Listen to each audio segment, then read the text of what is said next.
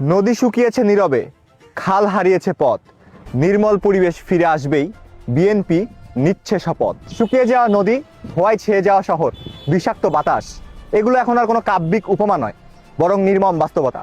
আর এই বাস্তবতা বদলাতেই দরকার সঠিক পরিকল্পনা। বাংলাদেশ জাতীয়তাবাদী দল বিএনপি ঠিক সেই পরিকল্পনাই গ্রহণ করেছে। আগামীর বাংলাদেশকে সুন্দর এবং বাসযোগ্য করে গড়ে তোলার লক্ষ্য নিয়ে বিএনপি পরিবেশ সুরক্ষাকে সর্বোচ্চ অগ্রাধিকার দিয়ে মোটা দাগে 4টি পরিকল্পনা গ্রহণ করেছে। 1. নদী এবং খাল পুনর্খনন। সারা দেশে প্রায় 20,000 কিলোমিটার নদী এবং খাল নতুন করে পুনর্খনন করা হবে। এর ফলে পানির প্রবাহ থাকবে বছর জুড়ে স্বাভাবিক। 2. নদীকেন্দ্রিক বৃহৎ প্রকল্প গঠন। পদ্মা এবং তিস্তার মতো নদীগুলোকে কেন্দ্র করে বড় বড় প্রকল্প গঠন করা হবে, যার ফলে সরাসরি উপকৃত হবে নদীপাড়ের লক্ষ লক্ষ মানুষ। 3. আগামী 5 বছরে 25 কোটি বৃক্ষরোপণের শুধু প্রতিশ্রুতি নয়, বাস্তবে প্রয়োগে সমস্ত পরিকল্পনা নিয়ে আপনাদের সামনে হাজির হয়েছে বাংলাদেশ জাতীয়তাবাদী দল বিএনপি। এর ফলে ভবিষ্যৎ প্রজন্ম পাবে নির্মল এবং স্বচ্ছ বাতাসে শ্বাস নেওয়ার অধিকার। 4. আধুনিক বর্জ্য ব্যবস্থাপনা। বাংলাদেশে প্রতিদিন লক্ষ লক্ষ টন বর্জ্য উৎপাদিত হয়।